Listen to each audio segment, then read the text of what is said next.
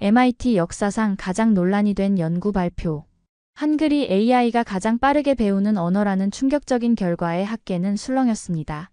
하지만 이것은 단순한 연구 결과가 아니었습니다. MIT의 언어학 교수 엘리자베스 케이는 자신의 아들이 평생 갇혀있던 언어의 벽을 넘는 기적을 목격했습니다. 그 아이는 어떤 언어도 배우지 못했지만 오직 한글만은 받아들였습니다.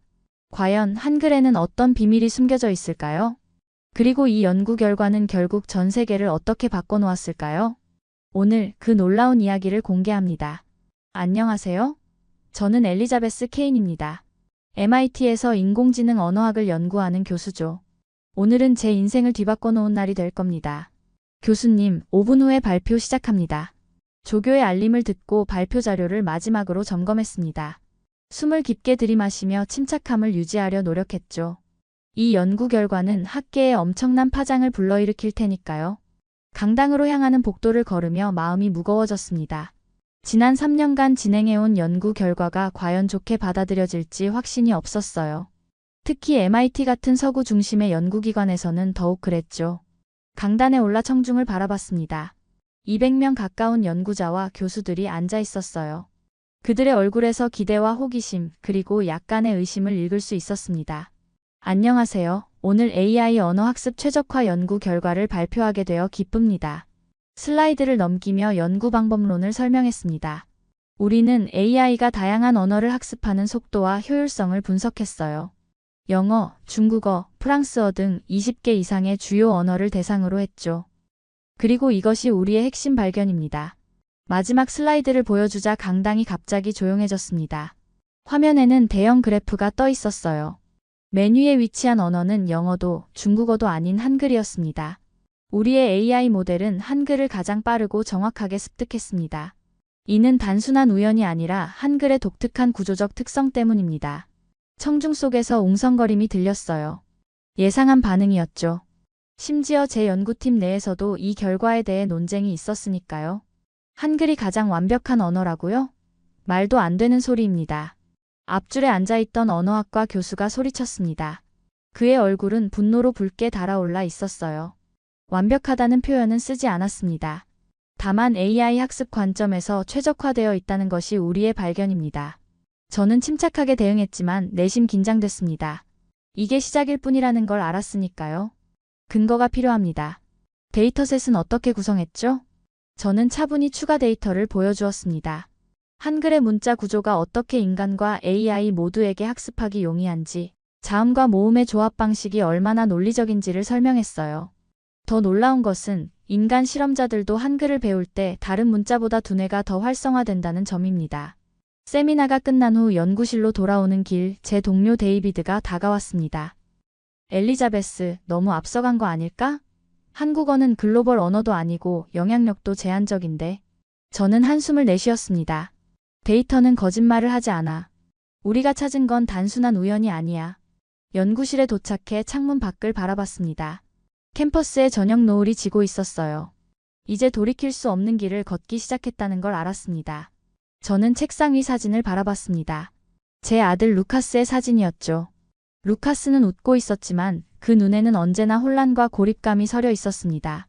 언어 장벽에 갇힌 채로요. 혹시 모르지, 루카스.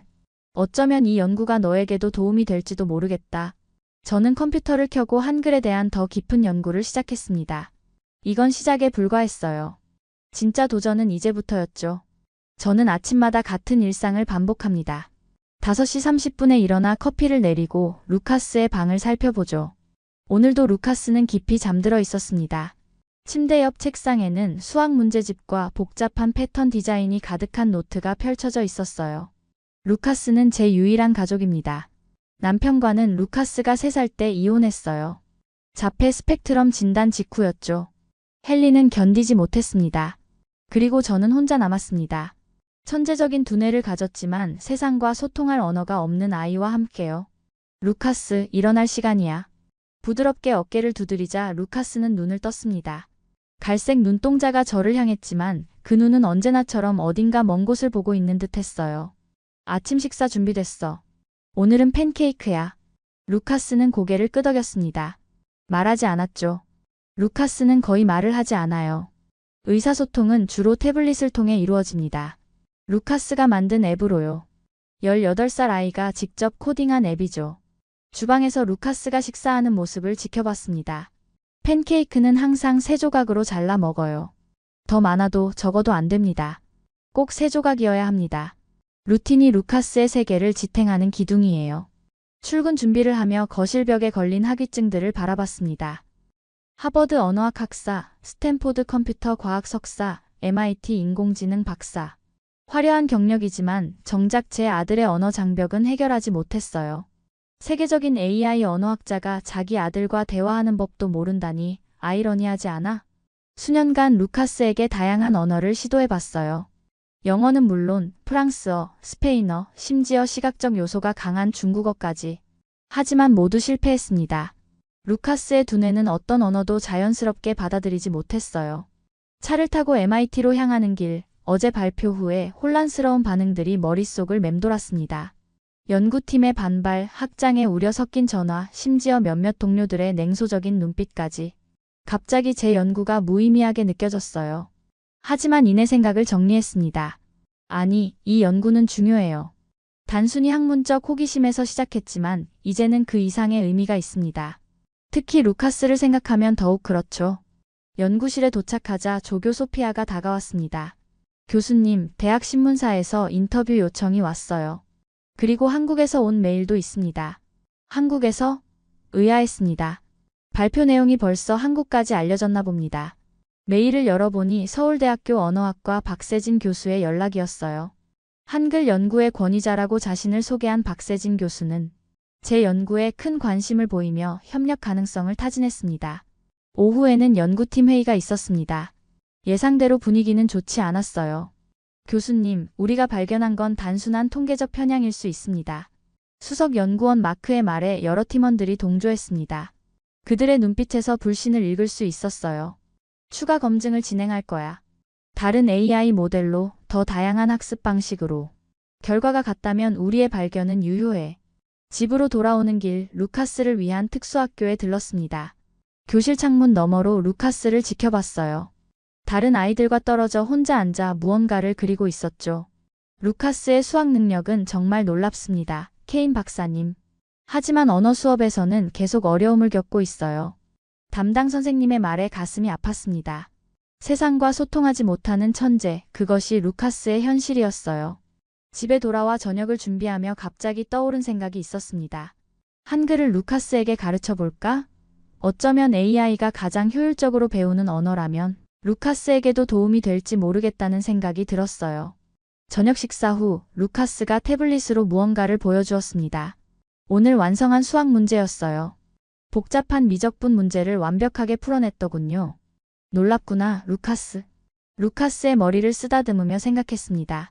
세상의 언어를 배우지 못하는 아이가 세상에서 가장 아름다운 언어인 수학은 완벽하게 이해하고 있다는 아이러니. 그리고 갑자기 확신이 들었습니다. 한글을 루카스에게 가르쳐 봐야겠다고요. 오늘 아침 일찍 연구실에 도착했습니다. 어제 발표 이후 저에게는 더 확실한 증거가 필요했어요. 비판과 의심의 목소리를 잠재우기 위해선 말이죠. 여보세요, 마틴? 실험실로 와줄래? 새 테스트 세트를 구성해야 해. 마틴은 제 연구팀의 데이터 사이언티스트입니다. 발표 내용에 다소 회의적이긴 했지만 객관적인 시각을 가진 사람이죠. 무엇을 하시려는 건가요, 교수님? 마틴이 도착하자 물었습니다. 저는 모니터 화면을 가리켰어요. 완전히 새로운 데이터셋으로 테스트를 다시 할 거야. 이번엔 언어별로 완전히 동일한 콘텐츠, 동일한 규모로 통제된 환경에서 정확한 비교를 하자고. 우리는 밤늦게까지 작업했습니다. 10개 주요 언어에 대해 각각 5만 개의 문장, 총 50만 문장의 새 데이터셋을 구성했어요. 모든 변수를 최대한 통제했죠. 실험 시작합니다. 마틴이 시스템을 가동시켰습니다. 대형 스크린에 실시간으로 학습 곡선이 그려지기 시작했어요. 각 언어마다 다른 색상의 선으로 표시되었죠. 초기에는 모든 선이 비슷한 속도로 상승했습니다. 예상대로군요. 초기 단계에서는 큰 차이가 없어요. 3시간이 지나자 차이가 보이기 시작했습니다. 빨간색 선이 다른 선들보다 약간 높게 형성되었어요. 6시간이 지나자 그 차이는 더욱 뚜렷해졌습니다. 이건 통계적 오류가 아니에요. 마틴의 목소리에 놀라움이 묻어났습니다. 12시간이 지나자 결과는 명확했어요. 한글이 가장 높은 학습 효율성을 보였고 그 다음으로 핀란드어, 스페인어, 영어 순이었습니다. 왜 그런 걸까요? 무엇이 한글을 이렇게 효율적으로 만드는 걸까요? 마틴이 물었습니다. 저는 컴퓨터 앞에 앉아 한글의 구조를 분석하기 시작했어요. 한글은 다른 문자 체계와 달라 자음과 모음이 블록 형태로 조합되는 독특한 구조를 가지고 있어. 그리고 각 글자는 발음 기관의 모양을 본떠 만들어졌지. 이런 논리적이고 직관적인 구조가 AI 학습에 최적화된 것 같아. 다음 날 아침 저는 연구 결과를 학과장에게 보고했습니다. 기대와 달리 그의 반응은 냉담했어요. 엘리자베스, 이 연구가 가치 있다는 건 인정해. 하지만 솔직히 말하면 상당히 위험한 주장이야. 한글이 영어나 중국어보다 우수하다니 정치적 함의가 크지 않겠어? 저는 답답함을 느꼈습니다. 과학은 정치적 편의를 위해 존재하는 게 아니에요. 우리는 데이터를 따를 뿐입니다. 연구실로 돌아와 팀 미팅을 소집했습니다. 12명의 연구원들 앞에서 새로운 실험 결과를 발표했어요. 반응은 갈렸습니다. 절반은 흥미로워했고 나머지 절반은 여전히 회의적이었죠. 이게 단순한 우연이 아니라면 한글의 어떤 특성이 이런 결과를 만들어낸 걸까요? 소피아가 물었습니다. 저는 화이트보드에 한글의 구조를 그려 보였어요. 한글은 표음 문자인 동시에 과학적 원리에 기반해 만들어졌어. 각 자음은 발음 기관의 모양을 본떴고 모음은 철학적 원리를 반영했지. 이런 논리적 체계가 패턴 인식에 최적화된 AI에게 특히 유리한 거야. 더 놀라운 건 한글이 인간의 두뇌 발달에도 긍정적 영향을 미친다는 거야. 특히 언어 습득 단계에 있는 아이들에게서 이런 효과가 더 두드러져. 이 말에 연구팀 모두가 주목했습니다. 특히 뇌과학 배경을 가진 줄리안이 눈을 빛냈어요. 그럼 언어 장애가 있는 사람들에게도 도움이 될 수 있을까요? 이 질문에 제 마음이 갑자기 루카스에게로 향했습니다. 루카스, 수학의 천재지만 언어의 세계에서는 길을 잃은 아들. 어쩌면 그에게 한글이 희망이 될 수 있을까요? 그건 앞으로 연구해볼 가치가 있는 주제야. 미팅이 끝난 후 메일함을 확인했습니다. 박세진 교수에게서 답장이 왔더군요. 내일 화상회의를 하자는 제안이었습니다. 저는 흥분된 마음으로 수락했어요. 한글 전문가와의 대화는 분명 우리 연구에 큰 도움이 될 테니까요. 연구실을 나서며 결심했습니다. 이제 이 연구는 단순한 학술적 호기심을 넘어섰어요. 언어와 인지 발달의 새로운 가능성을 여는 문이 될 수도 있습니다. 그리고 어쩌면 루카스에게도 도움이 될지 모르죠. 오늘 아침 저는 연구실에서 첫 화상회의를 준비했습니다. 서울에 있는 박세진 교수와의 만남이죠. 설렘과 긴장이 교차했습니다. 한글 전문가의 의견이 제 연구에 어떤 영향을 미칠지 궁금했어요. 화면이 켜지고 박세진 교수의 모습이 나타났습니다. 50대 중반으로 보이는 그는 단정한 차림새에 친절한 미소를 지니고 있었어요. 케인 교수님 만나서 반갑습니다. 교수님의 연구 결과에 큰 관심이 있었습니다. 박세진 교수의 영어는 유창했습니다. 그의 목소리에서 진정한 학자의 열정이 느껴졌어요. 관심 가져주셔서 감사합니다. 한글 전문가의 의견이 필요한 상황이었거든요. 박세진 교수는 고개를 끄덕였습니다. 케인 교수님, 한글은 단순한 문자가 아닙니다. 과학과 철학이 결합된 독특한 창조물이죠. 세종대왕은 15세기에 이미 언어학, 음성학, 인지과학을 아우르는 통찰을 가지고 있었습니다. 그는 스크린을 공유하며 한글의 구조를 자세히 설명하기 시작했어요. 자음은 발음 기관의 모양을 본떴습니다. 기역은 혀가 목구멍을 막는 모양, 니은은 혀가 윗잇몸에 닿는 모양이죠. 이런 시각적 구조가 뇌의 언어 학습 영역을 자연스럽게 자극합니다. 이런 시각적, 논리적 구조가 AI 학습에도 최적화되어 있다고 생각하시나요? 박세진 교수는 흥분된 표정으로 대답했습니다. 절대적으로 그렇습니다. 한글은 규칙성, 논리성, 체계성을 겸비했습니다. 패턴 인식에 최적화된 AI가 한글을 빠르게 학습하는 것은 당연한 결과죠. 박 교수님, 자폐 스펙트럼이나 언어 장애가 있는 사람들에게 한글이 더 배우기 쉬울 수 있을까요? 이 질문에 박세진 교수의 눈이 빛났습니다. 흥미로운 질문입니다. 실제로 한국에서는 자폐 아동들이 한글을 통해 의사소통 능력을 향상시킨 사례들이 있습니다. 한글의 논리적 구조가 패턴 인식에 강한 자폐 아동들에게 적합하다는 연구 결과도 있죠. 제 마음이 루카스에게로 향했습니다. 혹시 그에게도 한글이 도움이 될 수 있을까요? 실제로 제 아들이 자폐 스펙트럼이에요. 수학적 능력은 뛰어나지만 언어 습득에 어려움을 겪고 있죠. 박세진 교수는 진지한 표정으로 대답했습니다. 케인 교수님, 한글을 아드님에게 가르쳐 보세요. 어쩌면 놀라운 결과를 볼 수도 있습니다. 한글은 수학처럼 논리적이고 규칙적인 체계를 가지고 있어요. 회의가 끝난 후 저는 연구실에서 한참을 생각에 잠겼습니다. 마음 한켠에서는 흥분이, 다른 한켠에서는 의구심이 일었어요. 과연 한글이 그렇게 특별한 문자일까? 정말 루카스에게 도움이 될까? 그날 저녁 집에 돌아와 루카스에게 다가갔습니다.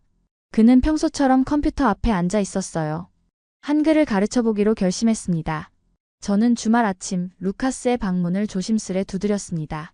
평소라면 수학 문제나 프로그래밍에 몰두해 있을 시간이죠. 오늘은 특별한 계획이 있었습니다. 루카스, 같이 새로운 걸 배워볼래? 루카스는 고개를 들었습니다. 호기심 어린 눈빛이 저를 향했어요. 저는 태블릿을 꺼내 한글 학습 앱을 보여주었습니다. 박세진 교수가 추천해준 앱이었죠. 이건 한글이라는 문자야. 한국에서 쓰는 글자지. 네가 좋아하는 수학처럼 규칙적이고 논리적인 체계를 가지고 있어. 루카스는 태블릿을 받아들었습니다. 화면에 나타난 한글 자음과 모음을 유심히 살펴보는 모습이었어요. 저는 큰 기대는 하지 않았습니다. 수년간 여러 언어를 시도했지만 모두 실패했으니까요. 여기 봐. 기억은 혀가 목구멍을 막는 모양을 본뜬 거야. 니은은 혀가 윗잇몸에 닿는 모양이고. 놀랍게도 루카스는 집중하는 모습이었습니다. 평소 언어 학습에 보이던 저항감이 없었어요. 자음과 모음을 따라 그리기 시작했습니다. 이 자음과 모음은 조합해서 하나의 글자를 만들 수 있어. 마치 방정식의 변수처럼 말이지. 루카스의 눈이 반짝였습니다. 수학적 비유가 통한 건지 그는 빠르게 자음과 모음을 조합하기 시작했어요. 가, 나, 다. 잘했어, 루카스. 2시간이 지났습니다. 루카스는 여전히 한글에 집중하고 있었어요. 이건 정말 전례 없는 일이었습니다. 영어 알파벳을 배울 때는 20분도 집중하지 못했던 아이가 한글 앞에서는 2시간을 버티고 있었어요. 엄마, 이건 숫자 같아. 루카스가 갑자기 말했습니다. 저는 깜짝 놀랐어요. 루카스가 먼저 말을 건 건 정말 드문 일이었으니까요. 그래, 어떤 점이 숫자 같니? 규칙적이야. 패턴이 있어. 예측 가능해. 루카스의 설명은 간결했지만 그 안에는 깊은 통찰이 담겨 있었습니다. 그는 한글의 체계적인 구조를 직관적으로 이해한 것 같았어요. 일주일이 지났습니다. 루카스는 놀라운 속도로 한글을 익혀갔어요. 단순히 글자를 읽는 것을 넘어 간단한 단어를 쓰기 시작했습니다. 사과, 물, 책과 같은 기본 단어들이었죠. 루카스, 이 그림이 뭐지? 사과요.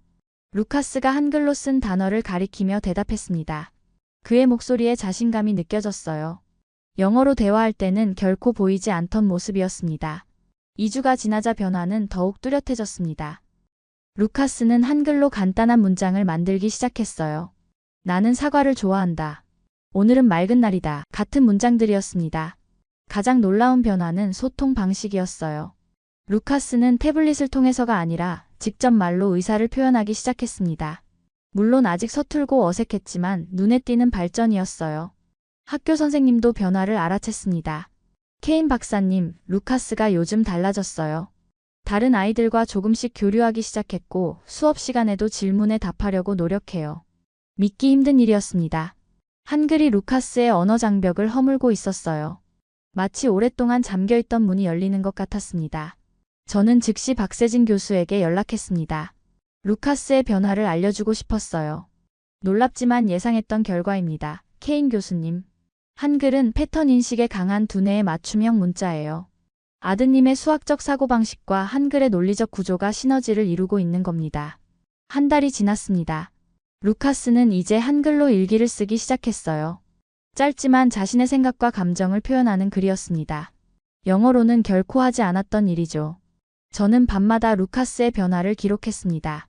이건 단순한 개인적 경험이 아니라 중요한 연구 자료가 될 수 있었어요. 한글이 언어 장애를 가진 사람들에게 새로운 소통의 다리가 될 수 있다는 증거였습니다. 엄마, 내 이름을 한글로 쓰고 싶어요.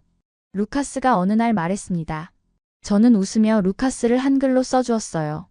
그는 그 글자를 유심히 바라보더니 자신의 노트에 정성스레 따라 썼습니다. 이제 더 이상 의심할 여지가 없었습니다. 한글은 루카스에게 특별한 의미를 지닌 문자였어요. 그리고 이 발견은 제 연구에도 결정적인 증거가 되었습니다. 루카스의 놀라운 변화에 힘입어 저는 MIT에서 중간 연구 발표를 준비했습니다. 이제 AI뿐만 아니라 실제 사례를 통해 한글의 효과를 증명할 수 있게 되었으니까요. 케인 교수 발표 10분 전입니다. 소피아의 알림에 심호흡을 했습니다. 오늘 이 발표가 제 연구의 미래를 결정할 거라는 예감이 들었어요. 강당에 들어서자 이전보다 더 많은 사람들이 모여 있었습니다. 학과장을 비롯한 대학 고위 관계자들도 보였어요. 그리고 몇몇 기업 관계자들도 자리에 앉아 있었죠. 안녕하세요. 오늘은 한글의 인지 발달 효과에 관한 중간 연구 결과를 발표하겠습니다. 첫 슬라이드를 보여주며 발표를 시작했습니다. AI 학습 데이터에 이어 이번에는 루카스의 사례를 공유했어요. 물론 이름은 밝히지 않았지만 자폐 스펙트럼을 가진 10대가 한글을 통해 언어 능력을 향상시킨 사례였습니다. 이 사례는 한글의 논리적 구조가 패턴 인식의 강한 두뇌와 만났을 때 얼마나 효과적인지 보여줍니다. 발표가 진행될수록 강당 내부의 분위기가 달라지는 것을 느꼈습니다. 일부는 흥미로워했지만 상당수는 불편한 기색이 역력했어요. 케인 교수님, 한 사례로 그런 주장을 하는 건 너무 성급하지 않습니까? 언어학과 에드워드 교수가 날카롭게 질문했습니다. 그는 영어 중심 교육의 강력한 지지자였어요. 물론 더 많은 사례 연구가 필요합니다. 그러나 AI 데이터와 함께 고려할 때 이는 분명 유의미한 패턴을 보여줍니다. 저는 차분히 대답했지만 반발은 계속되었습니다.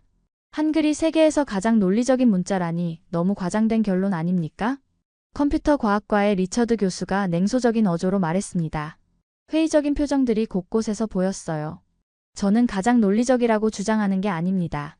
다만 AI 학습과 특정 인지 발달 측면에서 최적화되어 있다는 결과를 제시하는 것 뿐이에요. 설명을 이어갔지만 분위기는 점점 더 적대적으로 변했습니다. 특히 영어 교육 관련 기업에서 온 참관인들의 표정이 심상치 않았어요. 발표가 끝난 후 학과장 로버트가 저를 불렀습니다. 엘리자베스, 솔직히 말하자면 상황이 좋지 않아. 언어 우월성에 관한 연구는 정치적으로 매우 민감한 사안이야. 로버트, 이건 우월성이 아니라 효율성에 관한 연구예요. 과학적 데이터를 따르는 것 뿐입니다. 알아. 하지만 현실을 봐. 우리 대학은 영어권 국가의 주요 교육기관이야. 그리고 주요 후원자들이 이 연구에 불편함을 느끼고 있어. 저는 충격을 받았습니다. 학문적 진실보다 정치적, 경제적 이해관계가 우선시된다는 사실이 실망스러웠어요. 그럼 어떻게 하라는 거죠? 연구를 중단하라고요? 그건 네 선택이야. 다만 앞으로 연구비 지원이 어려워질 수 있다는 점을 알아두었으면 해. 연구실로 돌아오는 길 마음이 무거웠습니다. 진실을 밝히려는 노력이 이렇게 가로막힐 줄은 몰랐어요. 연구팀도 분위기가 달라졌습니다. 마틴과 소피아는 여전히 지지해 주었지만 몇몇 연구원들은 거리를 두기 시작했어요. 특히 기업 후원으로 다른 프로젝트를 진행하던 연구원들이었죠. 교수님, 어떻게 하실 건가요? 소피아가 조심스럽게 물었습니다. 저는 창밖을 바라보며 깊은 생각에 잠겼어요. 모르겠어. 하지만 내 아들이 한글을 통해 세상과 소통하기 시작했어. 이건 분명 의미 있는 발견이야. 그날 밤 집에서 루카스의 한글 공부를 지켜보며 결심했습니다. 이 연구는 단순한 학문적 호기심을 넘어섰어요. 이제는 사명이 되었습니다. 연구비가 끊기더라도 반발이 있더라도 계속해야 했습니다. 루카스처럼 언어의 세계에서 소외된 사람들에게 희망을 줄 수 있는 연구였으니까요. 다음 날 아침 박세진 교수에게 현 상황을 이메일로 전했습니다. 곧바로 답장이 왔어요. 케인 교수님, 낙심하지 마세요. 진실은 항상 밝혀지기 마련입니다. 제가 한국에서 도울 수 있는 방법을 찾아보겠습니다. 작은 희망의 불씨가 생겼습니다. 어쩌면 MIT가 아니더라도 이 연구를 계속할 방법이 있을지도 모르겠다는 생각이 들었어요. 저는 루카스의 사진을 바라보았습니다. 이제 그의 눈에는 전과 다른 빛이 있었어요. 세상과 소통하기 시작한 아이의 눈빛이었습니다. 포기할 수 없어. 절대로. 저는 다음 단계를 계획하기 시작했습니다. 이제 한 명이 아니라 더 많은 아이들에게 한글을 가르치는 실험이 필요했어요. 증거를 더 모아야 했습니다. 그리고 무엇보다 MIT 고위 관계자들을 직접 설득할 방법을 찾아야 했어요. 일주일간 고민 끝에 저는 과감한 결심을 했습니다. MIT 총장 마이클 윌슨에게 직접 면담을 요청했어요. 비서는 처음엔 난색을 표했지만 제가 인공지능과 인간, 언어 발달의 미래라는 주제로 이야기하고 싶다고 하자 결국 15분의 시간을 허락했습니다. 저는 박세진 교수에게도 연락해 화상으로 면담에 참여해달라고 부탁했습니다. 그는 흔쾌히 수락했어요. 면담 당일 저는 루카스의 최근 한글 작문과 그가 처음으로 학교에서 발표를 한 영상을 준비했습니다. 모두 한글 학습 이후의 변화였죠. 총장실 문을 두드렸습니다. 가슴이 두근거렸어요. 이 만남이 제 연구의 운명을 결정할 테니까요. 마이클 총장은 딱딱한 표정으로 저를 맞이했습니다. 옆에는 학과장 로버트와 연구 담당 부총장이 앉아 있었어요. 노트북을 열고 박세진 교수와 연결했습니다. 저는 제 연구에 대한 우려가 많다는 것을 인정하면서도 이 연구가 실제 사람들의 삶을 변화시킬 수 있는 중요한 발견이라는 점을 강조했습니다. 루카스의 사례를 설명했습니다. 물론 그가 제 아들이라는 사실은 밝히지 않았어요. 다만 자폐 스펙트럼을 가진 학생이 한글을 통해 언어 능력을 획기적으로 향상시켰다는 사실만 강조했습니다. 마이클 총장의 표정이 조금씩 달라졌습니다.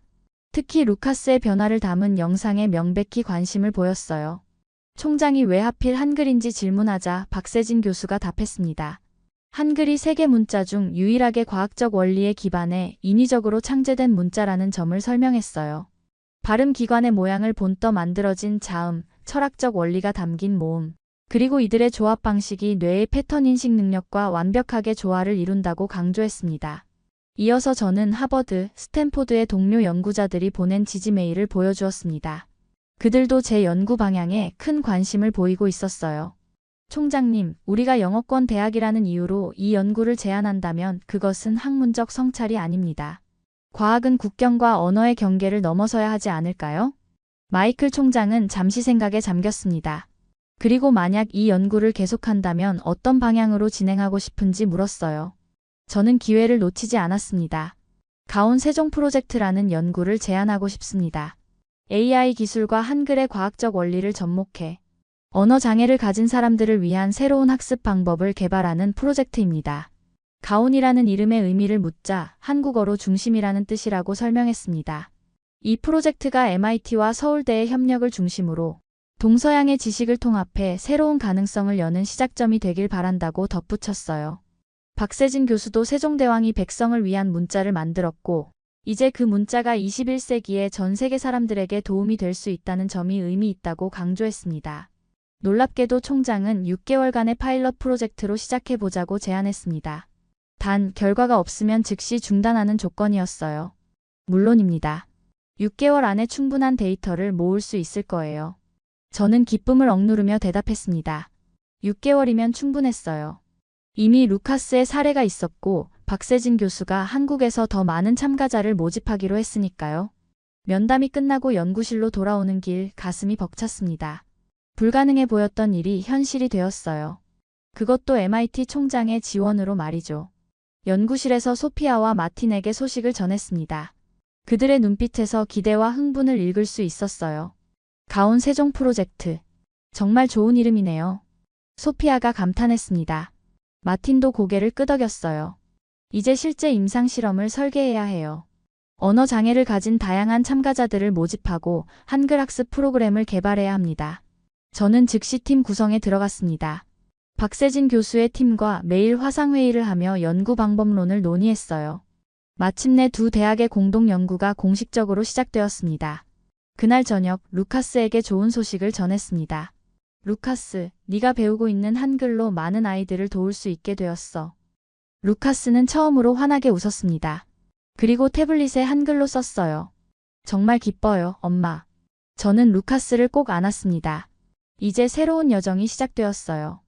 한글이라는 놀라운 문자가 세상에 가져올 변화의 여정이었습니다. 파일럿 프로젝트 시작 후 6개월이 빠르게 지나갔습니다. 저는 연구실에서 밤을 새우며 최종 보고서를 작성하고 있었어요. 내일은 MIT 이사회와 총장 앞에서 연구 결과를 발표하는 중요한 날이었습니다. 교수님, 마지막 데이터 분석이 완료되었습니다. 소피아가 태블릿을 건넸습니다. 화면 속 그래프는 놀라운 결과를 보여주고 있었어요. 전 세계에서 모집한 자폐 스펙트럼과 언어 장애를 가진 30명의 참가자 중 28명이 한글 학습 후 의사소통 능력이 향상되었다는 결과였습니다. 연구실 벽에는 전 세계 참가자들의 한글 작품이 붙어 있었습니다. 간단한 시부터 일기, 심지어 짧은 이야기까지 모두 한글로 작성된 것들이었어요. 이전엔 의사소통에 어려움을 겪던 이들이 한글을 통해 자신을 표현하기 시작한 증거였습니다. 발표장으로 향하는 길, 루카스에게서 메시지가 왔습니다. 엄마, 화이팅! 한글로 쓴 응원이었어요. 저는 미소 지었습니다. 6개월 전까지만 해도 루카스는 이런 메시지를 보낸 적이 없었죠. 발표장은 예상보다 훨씬 많은 사람들로 가득 차 있었습니다. MIT 관계자들뿐만 아니라 주요 언론사, 교육기관 대표들도 보였어요. 심지어 몇몇 실리콘밸리 기업 CEO들도 참석했습니다. 안녕하세요. 오늘 가온 세종 프로젝트의 최종 결과를 발표하게 되어 기쁩니다. 저는 떨리는 마음을 진정시키며 발표를 시작했습니다. 처음엔 왜 한글이 AI와 인간 모두에게 최적화된 문자인지 과학적 원리를 설명했어요. 그리고 실제 사례 연구 결과를 보여주었습니다. 언어 장애를 가진 참가자들의 93%가 한글 학습 후 의사소통 능력이 향상되었습니다. 특히 놀라운 점은 기존 언어 치료에서 제한된 효과만 보였던 참가자들도 한글을 통해 큰 발전을 이루었다는 것입니다. 청중들의 반응이 달라지는 것을 느꼈습니다. 처음엔 회의적이던 표정들이 점점 놀라움과 흥미로 바뀌어 갔어요.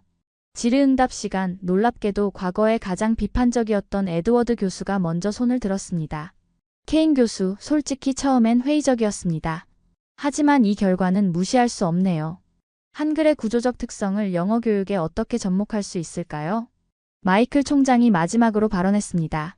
케인 교수, 6개월 전 우려했던 것과 달리 이 연구는 MIT의 명성을 높이는 중요한 발견이 되었습니다. 가온 세종 프로젝트를 정식 연구소로 승격시키고 5년간의 추가 지원을 결정했습니다. 발표 후 여러 교육기관과 기술 기업에서 협력 제안이 쏟아졌습니다. 특히 실리콘밸리의 AI 기업들은 한글의 구조적 특성을 언어 모델 개발에 활용하는 데 큰 관심을 보였어요. 가온 세종 프로젝트는 이제 시작일 뿐입니다. 저는 발표를 마치며 이렇게 말했습니다. 그리고 그것은 진심이었어요. 집으로 돌아가는 길, 머릿속은 새로운 아이디어로 가득 찼습니다. 이제 한글은 단순한 한국가의 문자가 아니라 언어의 장벽을 허무는 도구가 되었어요. 세종대왕이 꿈꿨던 것처럼요. 저녁 무렵 루카스와 함께 서재에 앉았습니다. 그의 손에는 한글로 된 동화책이 들려 있었어요. 루카스는 처음으로 제게 소리내어 책을 읽어주겠다고 했습니다. 옛날 옛적에 한 작은 마을에 소년이 살았습니다. 루카스는 또박또박 한글을 읽어내려갔습니다. 그의 목소리는 조금 어색했지만 분명하고 자신감이 넘쳤어요. 몇 페이지를 읽은 후 루카스는 책을 내려놓고 제 눈을 바라봤습니다. 엄마, 이제 나도 말할 수 있어. 그 순간 제 눈에서 뜨거운 눈물이 흘러내렸습니다. 세상과 소통하지 못했던 루카스가 이제 자신의 목소리를 찾은 거예요. 저는 루카스를 꼭 안았습니다. 한글이 루카스의 세상을 바꿨구나. 저는 속삭였습니다. 루카스의 얼굴에는 처음 보는 평온함이 깃들어 있었어요. 그것은 단순한 의사소통의 문제가 아니었습니다. 자신을 표현할 수 있게 된 해방감, 세상과 연결된 기쁨이었죠. 그날 밤 루카스가 잠든 후 저는 연구 노트에 마지막 문장을 적었습니다. 세종대왕이 꿈꿨던 세상. 모든 사람이 쉽게 배우고 소통할 수 있는 세상. 그 꿈이 이제 시작되고 있습니다. 창밖의 별을 바라보며 생각했습니다. 600년 전 한왕이 만든 문자가 오늘날 AI 시대에 새로운 가능성을 열고 있다는 사실이 경이로웠어요. 그리고 그 문자가 제 아들에게 목소리를 돌려주었다는 것이 더욱 놀라웠습니다. 가온 세종연구소의 문이 열리고 한글의 과학적 원리가 전 세계로 퍼져나가기 시작했습니다. 이것은 끝이 아니라 시작이었어요. 모든 사람이 자신을 표현할 수 있는 세상을 향한 첫걸음이었습니다. 세종대왕이 꿈꿨던 미래는 지금 시작되고 있습니다. 오늘의 사연은 어떠셨나요? 이번 영상을 어떻게 생각하시는지 댓글로 의견을 남겨주세요. 오늘의 감동 나누기 사연이 의미 있다고 생각하신다면 좋아요를 눌러주세요. 1초밖에 안 걸리지만 좋아요를 한번 눌러주시면 감동 나누기에서 더 좋은 사연을 소개해드리는데 큰 힘이 된답니다. 오늘도 행복한 하루 보내세요. 감사합니다.